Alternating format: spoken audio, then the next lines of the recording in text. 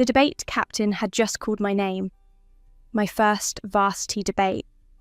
The culmination of 2 years of preparation, of staying up past midnight researching policy briefs, of practicing rebuttals in front of my bedroom mirror until my voice grew hoarse. I told them about this date 3 months ago. I'd reminded them last week. I'd left a note on the refrigerator that morning. But when I scanned the rows of parents holding phones to record their children's moments of triumph, I found only absence where mine should have been. My opponent took the podium. I heard nothing of his opening statement. The moderator gestured toward me, and somehow my legs carried me forward. My mouth formed words I'd rehearsed 100 times, but my mind remained fixed on those 2 empty chairs.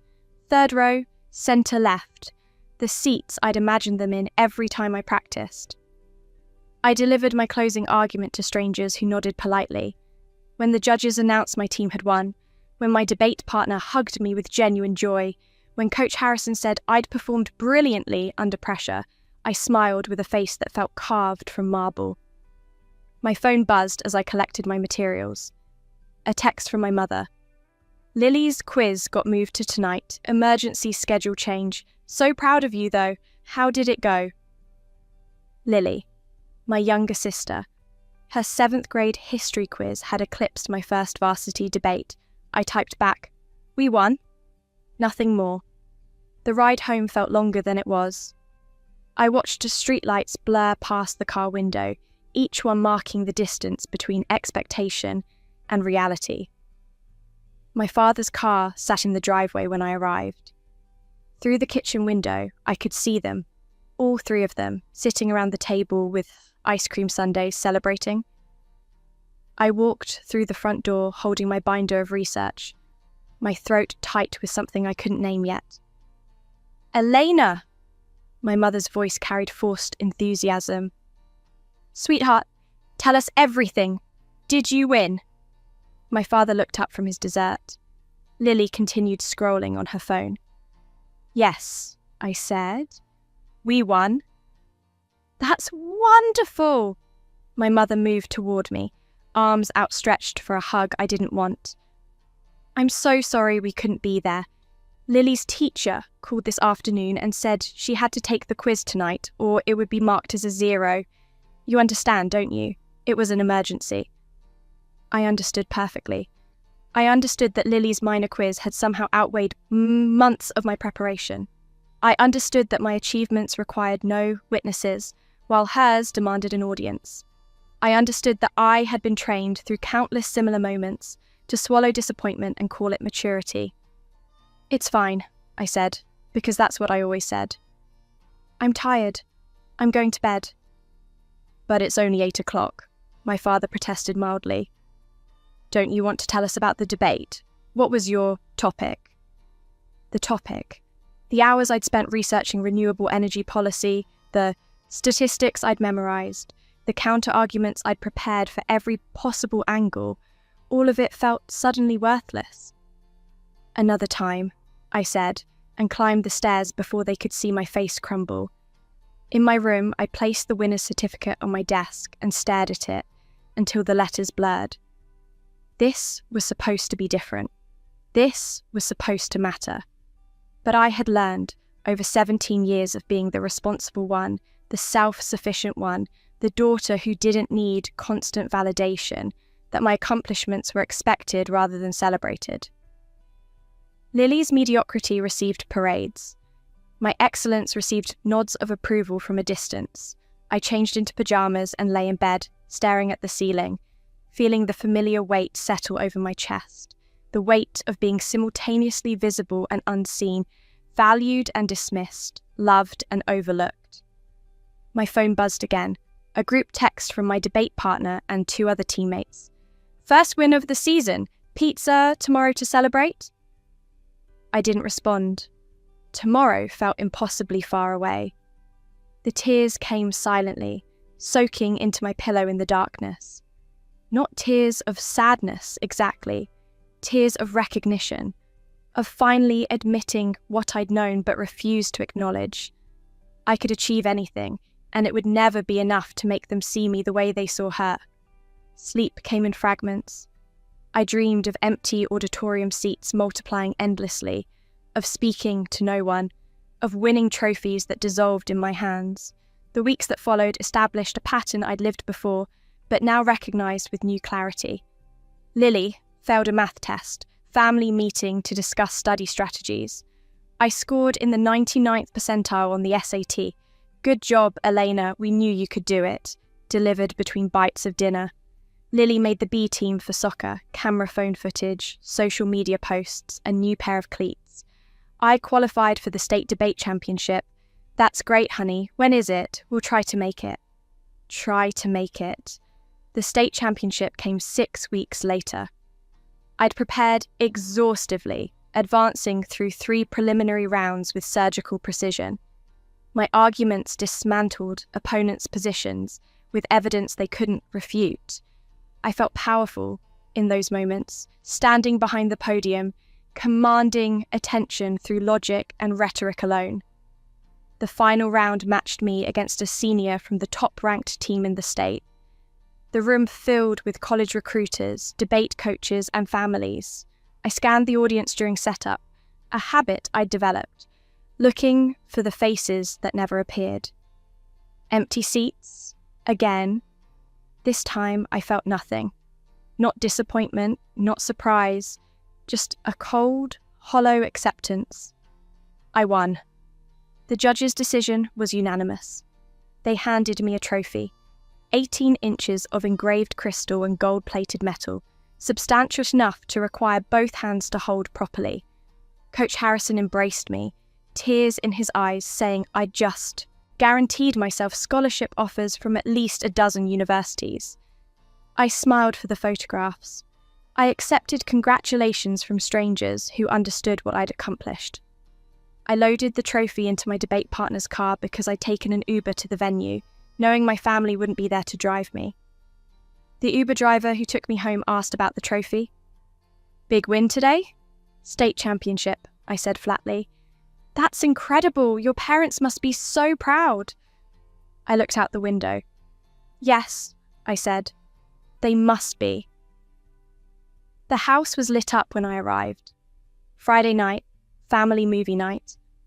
A tradition Lily had initiated 2 years ago that my parents had embraced with enthusiasm. I walked in carrying my trophy and my bag. They were gathered in the living room, pizza boxes open on the coffee table, some animated film playing on the television. The sound of their laughter cut through me. Elena! My mother glanced up.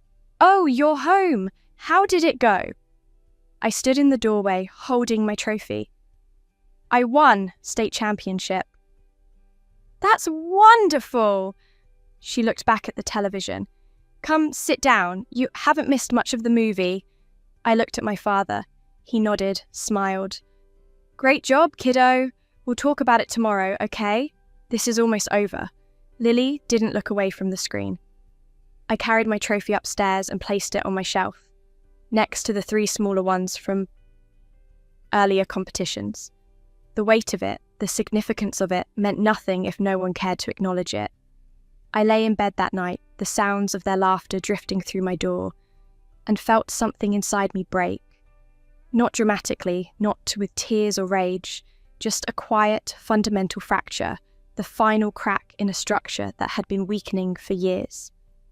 I picked up my phone and typed a long text to my mother, explaining what the state championship meant, how hard I'd worked, how much I'd wanted them there. I typed 3 paragraphs of careful, measured words, trying to make her understand without sounding accusatory or needy. Then, I deleted it all. They knew. They'd always known. My achievements simply didn't register as priorities in their attention economy. I could send 1,000 texts, and nothing would change. I set my phone down and closed my eyes, feeling exhausted in a way that had nothing to do with physical tiredness. This was the exhaustion of trying, of hoping, of waiting for recognition that would never come. The next morning, I woke to an empty house. Saturday. A note on the kitchen counter. Took Lily to her soccer game, back this afternoon. Congratulations again on your debate. Love you. I stood in the silent kitchen, reading that note 3 times, each reading making the words feel more hollow. Congratulations again. As though they'd already congratulated me sufficiently. As though their distracted acknowledgement while watching a movie equaled genuine celebration. I made coffee and sat at the kitchen table, staring at nothing. My phone buzzed. Texts from teammates planning a celebratory dinner, messages from my debate coach about scholarship opportunities, an email from a college recruiter at Northwestern asking to schedule a call. All of it felt distant, muffled, like sounds heard underwater. I spent that day alone, cleaning my room, organising my notes, responding to messages with appropriate enthusiasm I didn't feel. When my family returned in the afternoon, Lily was crying because her team had lost. My parents devoted the rest of the day to comforting her, to processing her disappointment, to assuring her that one loss didn't define her worth. I watched from the periphery, invisible as always, and felt something settle into place. A decision I hadn't known I was making. I went back upstairs and began researching boarding schools. Programs for gifted students, early college entrance options, any path that would remove me from this house where I'd learned that excellence without an audience was just solitude with better grades. That night, I lay in bed feeling the weight on my chest grow heavier. It pressed against my ribs, made our breathing difficult. I told myself it was anxiety about college applications, stress about maintaining my GPA, worry about scholarship essays. But I knew what it really was. It was the accumulated weight of 17 years of being the daughter who didn't require attention, who succeeded independently, who absorbed disappointment without complaint. The weight grew heavier over the following weeks. My debate team finished the season undefeated. I submitted early applications to 7 universities. I maintained my 4.0 GPA while working part-time at the library. I did everything right, checking boxes, building a perfect transcript, becoming the kind of student admissions officers loved. None of it lifted the weight. One Tuesday evening, 3 weeks before Christmas, I was walking home from the library when my chest began to hurt. Not the metaphorical weight I'd grown accustomed to, but actual physical pain. Sharp, radiating, making it difficult to breathe properly. I stopped on the sidewalk, one hand pressed against my sternum, thinking it would pass. It didn't pass. The world tilted. I tried to call it out, but my voice emerged as barely a whisper. Street lights blurred into halos, my knees buckled. I thought, with strange clarity, "This is stupid. I'm 17.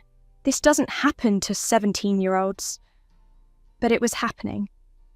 I felt pavement against my cheek, cold and rough, heard distant voices, urgent but incomprehensible, saw faces above me that I didn't recognize, mouths moving, hands reaching.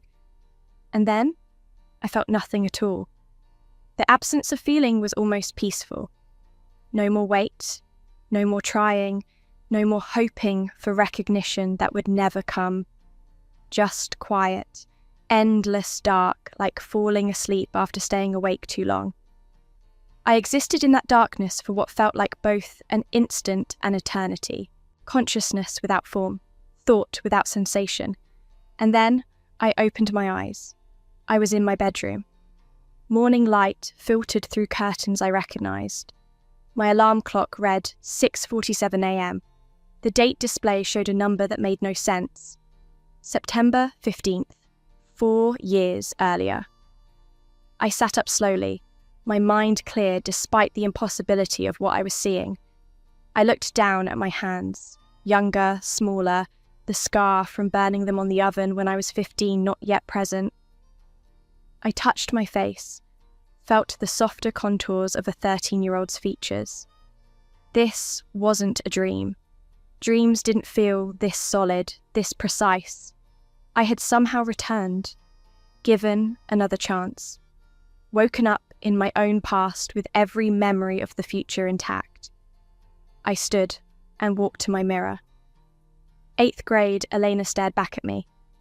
Braces still on, hair longer than I'd worn it in high school, wearing pajamas I'd forgotten I'd owned. Behind my younger face, I saw my 17-year-old consciousness, aware and calm. I understood immediately. This was my rebirth, my second chance to live these years differently. The question was, how? I heard movement downstairs, my mother preparing breakfast, my father getting ready for work. I heard Lily's voice, younger but already familiar in its tone of easy entitlement, and I realised something profound. The first time through these 4 years, I'd spent them trying to make them see me, trying to earn recognition through achievement, trying to prove I was worthy of the attention they gave so freely to Lily. This time, I wouldn't try at all. This time, I would live for myself. My accomplishments would be mine alone. I wouldn't seek their validation or mourn its absence. I would simply exist in this family, take what I needed, and build my own life with quiet determination. I wouldn't tell them about my successes. I wouldn't invite them to my competitions. I wouldn't wait for them to ask about my day. I would disappear into my own excellence. And when I left for college, they would realise too late what they'd overlooked. The thought filled me with calm purpose rather than anger. This wasn't revenge. This was self-preservation.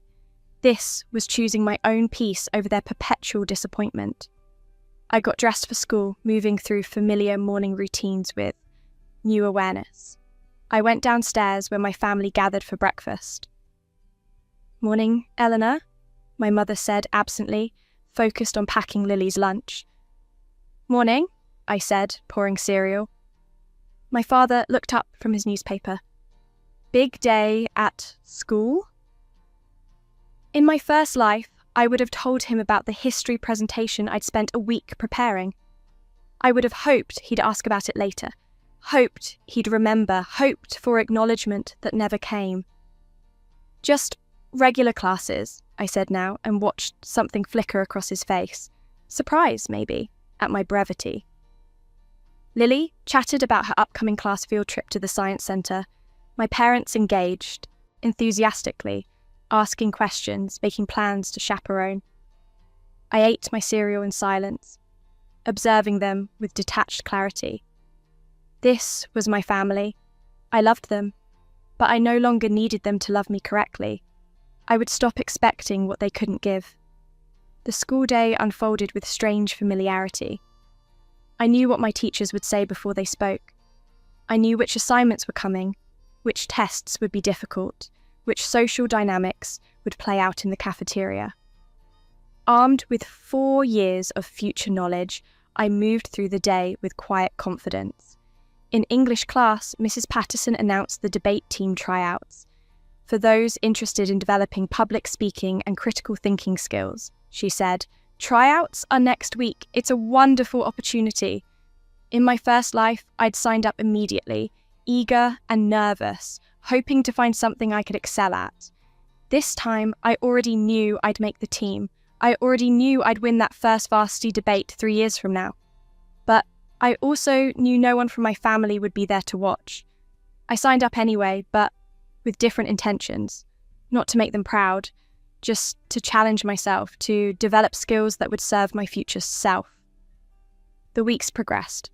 I made the debate team easily, already knowing the questions they'd ask, the qualities they were seeking. I began studying with the focus of someone who'd already lived these years once, who knew exactly which knowledge would matter. At home, I became quieter. When my parents asked about my day, I gave brief, pleasant answers that revealed nothing important. When Lily dominated conversations with her concerns and achievements, I listened politely and excused myself early. I watched my mother's face sometimes when I left the room, saw a flicker of confusion there, as though she'd noticed something had changed but couldn't identify what. My father asked once, a month into this new life, "You seem different lately. Is everything okay?" "Everything's fine," I said honestly. "Just focused on schoolwork?" He nodded, satisfied, and returned to his own concerns. I had learned to be invisible in my first life. This time, I chose invisibility deliberately, as armor rather than wound. The months accumulated. I excelled in every class without announcing my grades. I won my first debate competition without telling anyone it existed. When parent-teacher conferences came, I provided the dates without emphasis, unsurprised when my parents attended Lily's but postponed mine due to scheduling conflicts. "We'll reschedule," my mother promised. "It's fine," I said. "My teachers say everything's good." I watched their relief at not having to rearrange their schedules, and felt nothing. This was the gift of rebirth. I'd already grieved this neglect once. Now I simply observed it, documented it, understood it as information about who they were rather than evidence of my worth. My first year of high school approached. In my original life, I'd entered 9th grade with hope, believing high school would be different, that my achievements would finally earn recognition.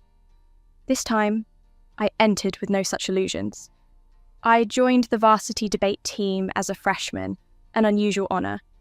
Coach Harrison remembered me from middle school competitions, saw my potential, gave me opportunities to prove myself.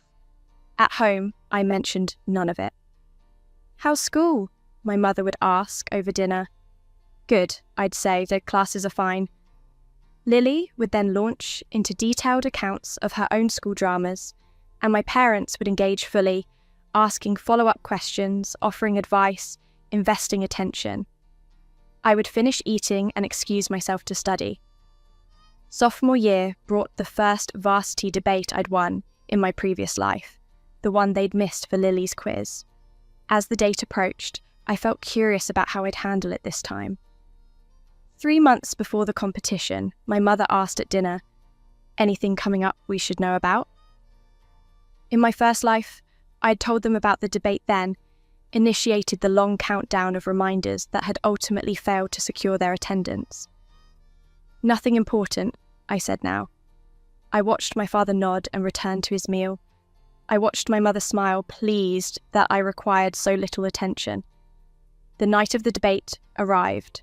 I'd told no one. I took an Uber to the school, carrying my materials, moving through pre-competition routines alone. The auditorium filled with parents. Those 2 seats, 3rd row, centre left, remained empty, but this time I'd expected nothing else. No disappointment could touch me. I delivered my arguments with precision and controlled passion. I won. Coach Harrison embraced me, exactly as he had before, tears of pride in his eyes. "Your parents must be so proud," he said. "They couldn't make it," I said calmly. "Prior commitment." He frowned slightly but didn't push. I collected my materials and called an Uber. At home, my family was gathered around the kitchen table with ice cream sundaes, celebrating Lily's quiz. The scene replayed with eerie precision. I walked through the door.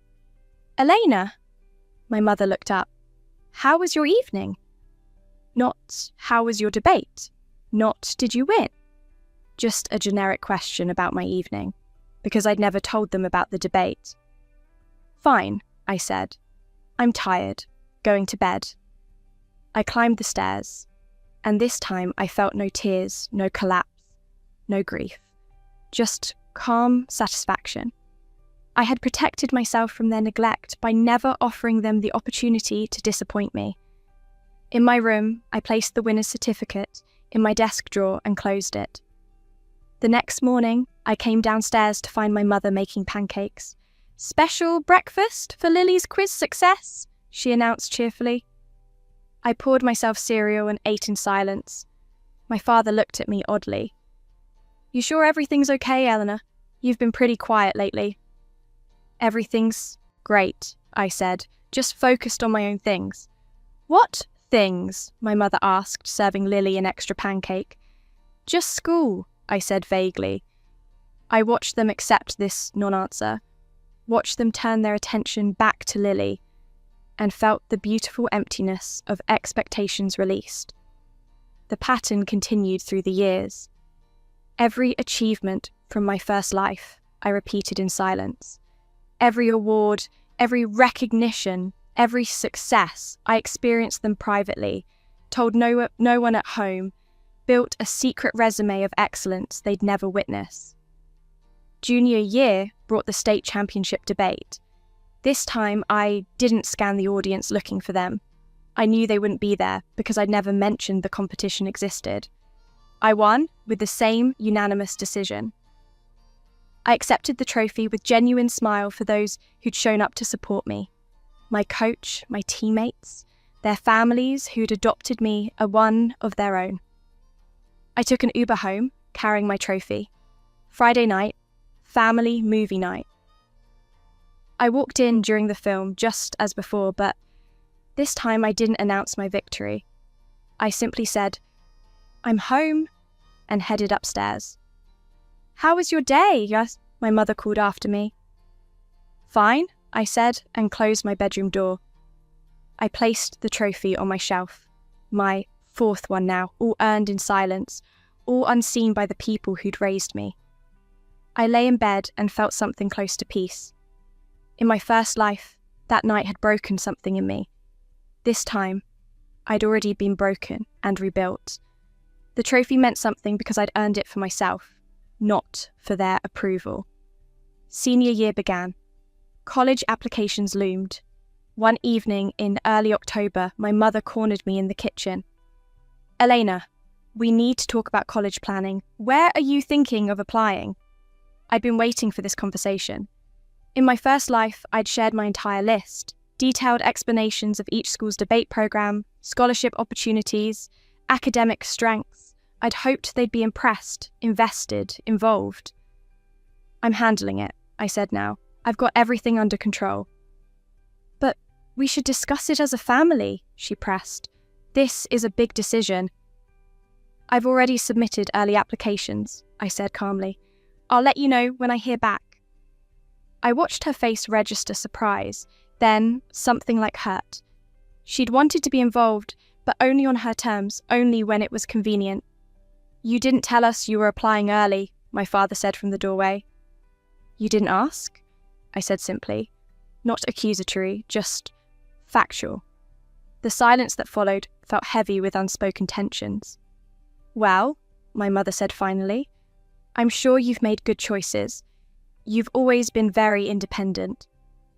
Independent, their word for neglected. "Yes," I agreed. "I have." Lily wandered in then, complaining about a college essay she had to write.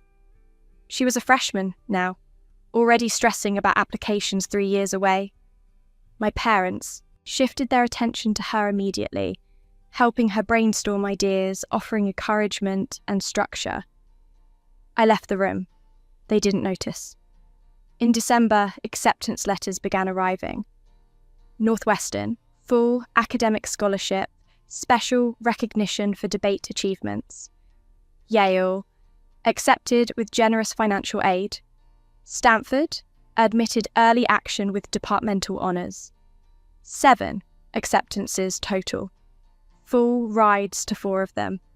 I read each letter in my room, allowed myself quiet moments of pride, then filed them in my desk drawer.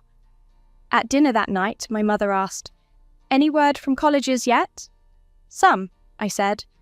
"And?" she prompted. "I got in," I said. "To the ones I've heard from." "That's wonderful," she said. "Where did you get in?" I listed 3 schools, the ones I cared least about. "Those are great schools," my father said approvingly. "We're proud of you." Proud.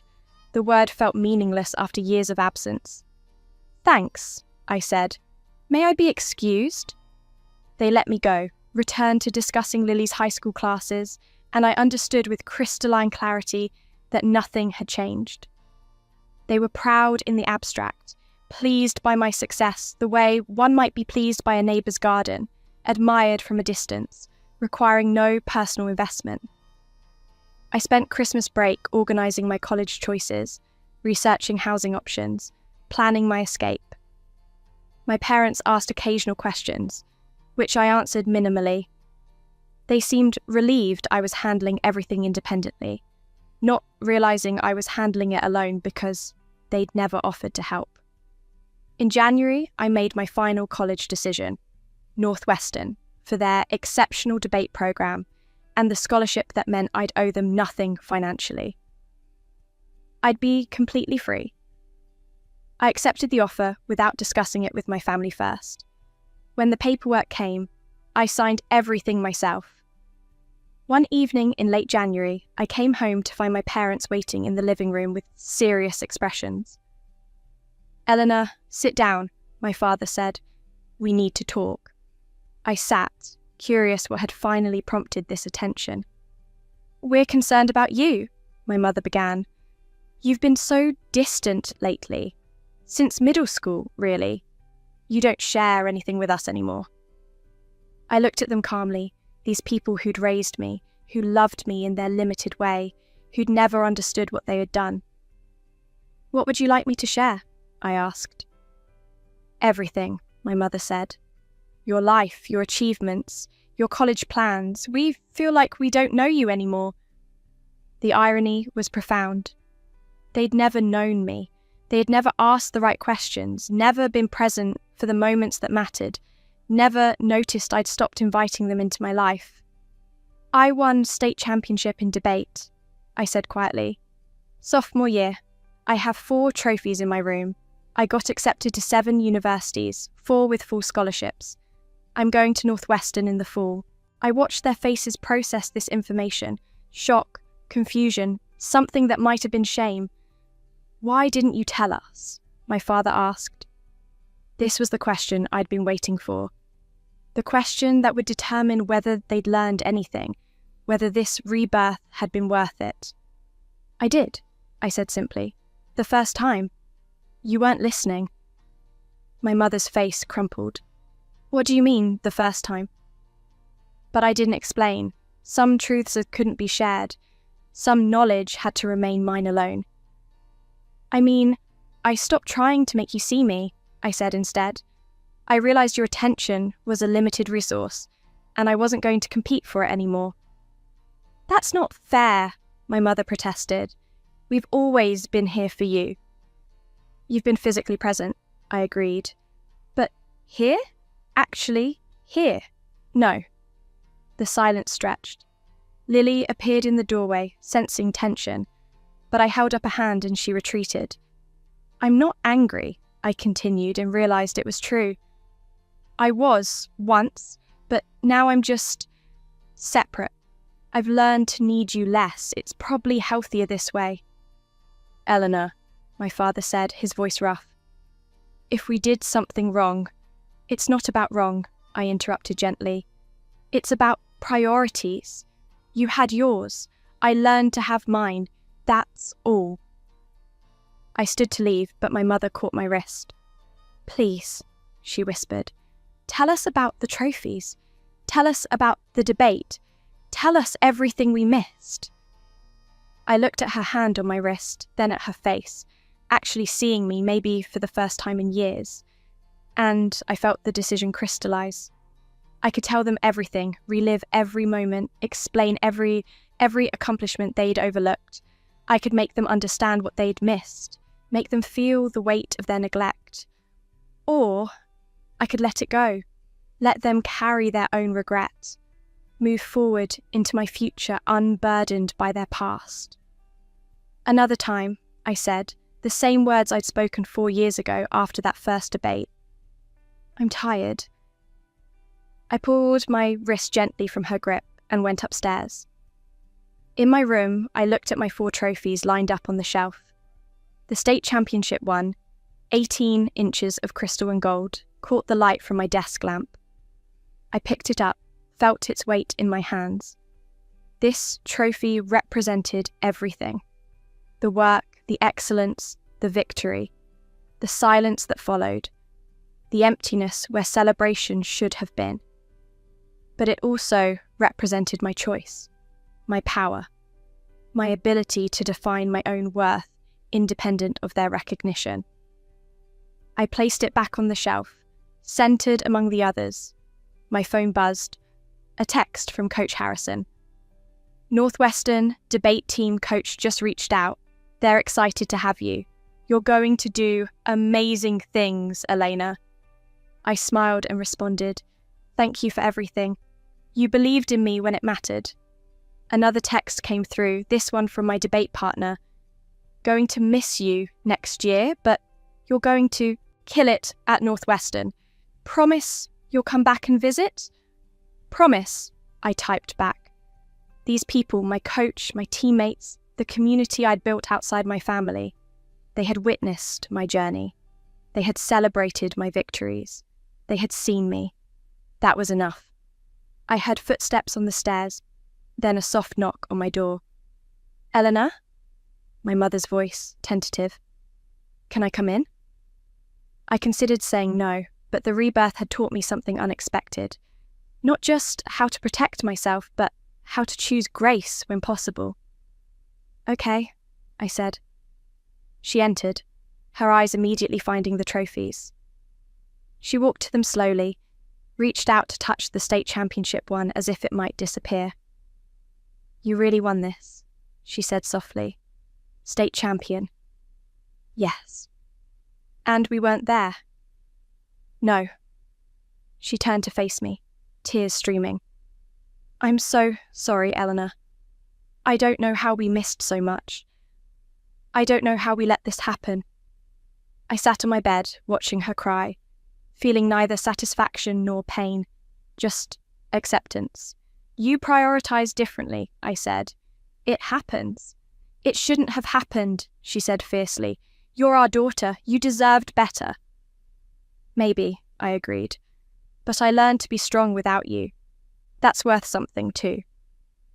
She moved to sit beside me, careful, as if approaching a wounded animal. "Tell me," she said. "Please, tell me about the debates. Tell me what I missed."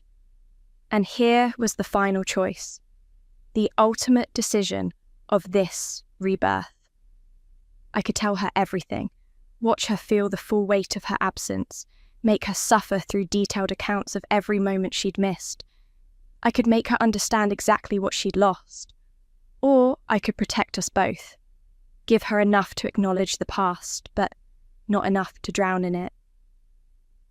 "I was good," I said simply.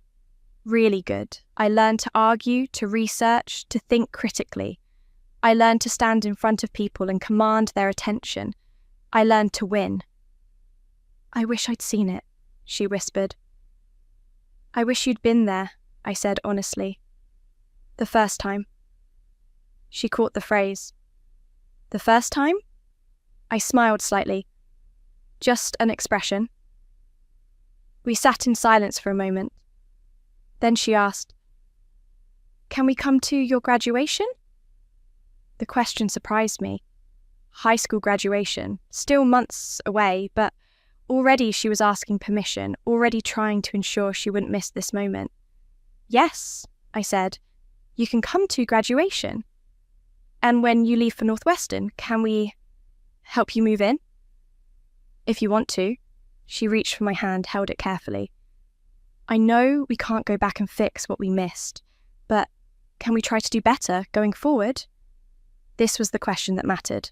Not apologies for the past, but commitment to the future. I looked at my mother, really looked at her, and saw genuine remorse, genuine desire to change. Whether that desire would translate into action, I couldn't know, but I could give her the chance to try. "We can try," I said. She hugged me then tightly, and I let her. I even hugged her back, allowing myself to feel the complicated mix of love and pain, forgiveness and guardedness, hope and caution. When she left, I returned to my desk and pulled out a blank sheet of paper. I'd been writing in journals since the rebirth, documenting this strange second life, but I'd never written about what it all meant. Now I wrote, "I used to think love meant showing up, or being present, bearing witness, and maybe it does for some families, but I learned that love can also mean learning to thrive in absence, building yourself when no one's watching, defining your own worth when external validation fails. My family missed my greatest achievements. They weren't there for the moments I'd worked hardest for. And for a long time, that broke me. Then I died, and then I lived again. This second time, I chose differently. I chose self-sufficiency over dependence, privacy over vulnerability, inner strength over external approval. I won the same trophies, but for different reasons. Not to make them proud, but to make myself proud. Not to prove my worth to them, but to prove it to myself. And somewhere in that shift, I found peace. The trophies sit on my shelf. My mother saw them tonight for the first time. She cried. She apologized. She asked to be part of my future. I said yes, but carefully. Because the rebirth taught me that some things, once broken, don't heal perfectly. They heal differently. Stronger in some places, more fragile in others. I don't need them to celebrate my achievements anymore. But I can let them witness my life going forward if they choose to show up. The difference is, now I'm complete, either way. I set down my pen and read what I'd written. It felt true. Complicated, but true. My phone buzzed again. This time, a text from my father. "Your mother told me about the trophies. Can I see them tomorrow?" I typed back, "Yes?" One word, but it carried weight. An opening, a possibility. I wouldn't forget what I'd learned in my first life. The pain, the neglect, the loneliness of achieving in silence. Those experiences had shaped me, taught me resilience, shown me my own strength. But I also wouldn't let those experiences define my entire future. I could hold space for both truths. They had failed me, and they were trying to do better. I had been hurt, and I was healing. The past was real, and the present offered new possibilities. The weeks passed. My parents began showing up differently. Small things at first, my father asking specific questions about my college plans, my mother actually listening when I answered. They came to my final debate of the season, sitting in those third row, centre-left seats, watching me compete for the first time. I didn't win that debate, lost in semi-finals. But when I came off stage, they were waiting with hugs and consolation and genuine understanding of what the loss meant. "You were brilliant up there," my father said. "Even in losing, you were brilliant." I let myself feel the warmth of that recognition, but I didn't need it the way I once had. It was a gift, not a necessity. Graduation arrived in late May. I walked across the stage to accept my diploma and multiple academic awards. When the principal announced my full scholarship to Northwestern and my status as state debate champion, I heard my family cheering from the audience, all three of them making noise, bearing witness. I smiled and waved, genuinely happy they were there. But later, when the ceremonies ended and everyone dispersed to take photos, I found myself standing alone for a moment, diploma in hand, looking at the empty auditorium.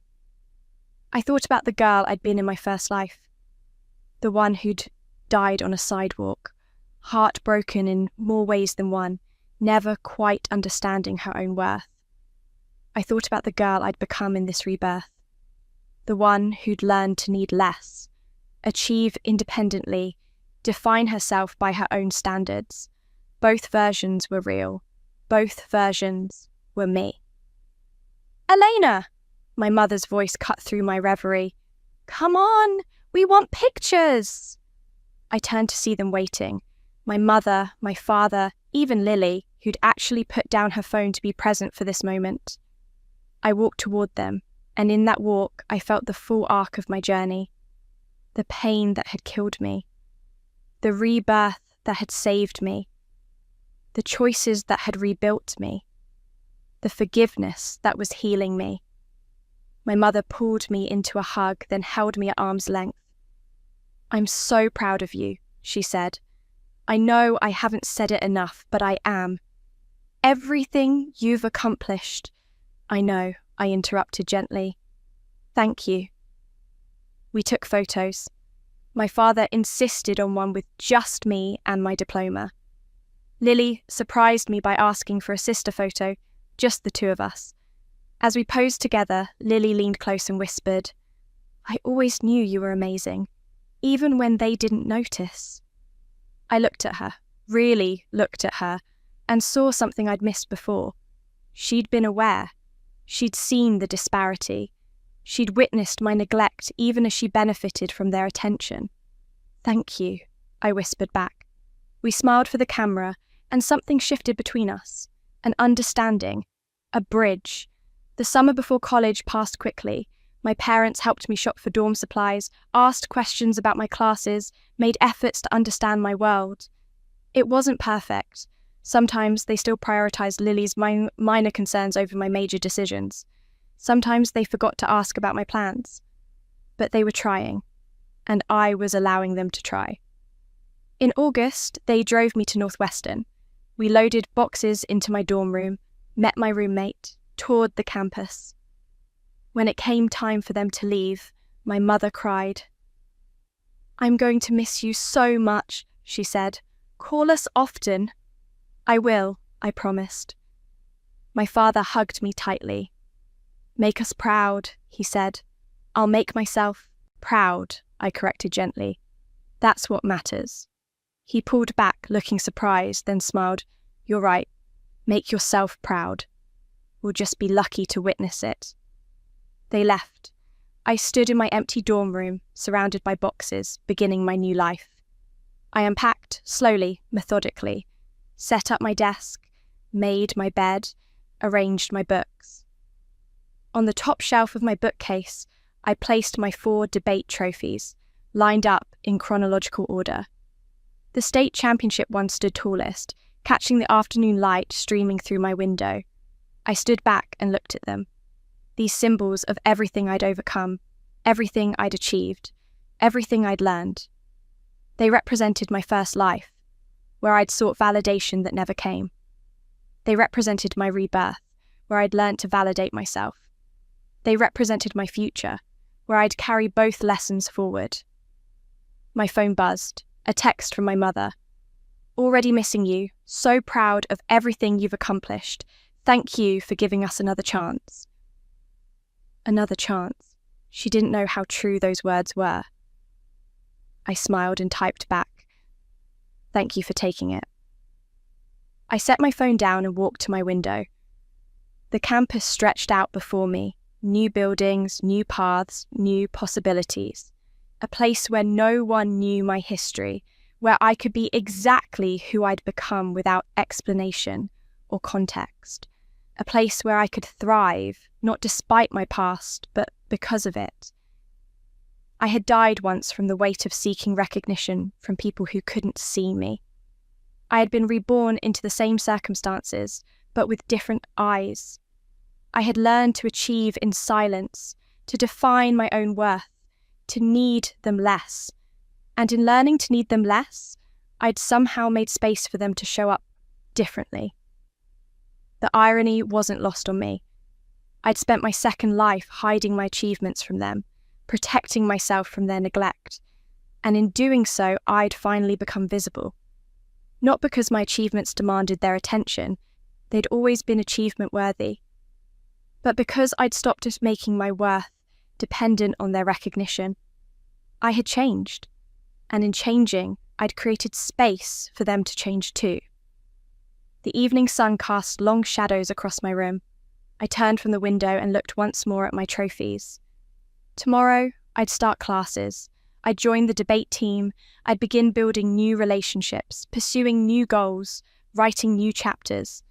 But tonight, I simply stood in my room, complete, capable, content, and honoured both the girl who'd died and the woman who'd been reborn. I had won my state championship. I had earned my trophies. I had secured my future. And I had done it all first in silence, teaching them nothing and teaching myself everything. Now they knew. Now they understood, at least partially, what they'd missed. But the trophies remained mine. The achievements remained mine. The strength I'd built remained mine. They could witness my future. They could celebrate my successes going forward. But these trophies, These 4 symbols of excellence achieved in silence, they would always represent my private victory. The moment I stopped needing them and started becoming myself. I reached out and touched the state championship trophy one last time. Its cool metal surface felt solid, real, earned. Then I turned off the lights and prepared for sleep. My first night in my new life, my real life. The life I had died and been reborn to finally claim. And I slept peacefully, unburdened by the weight that had once crushed me, strengthened by the silence that had once protected me, ready for the future that had always been mine to build.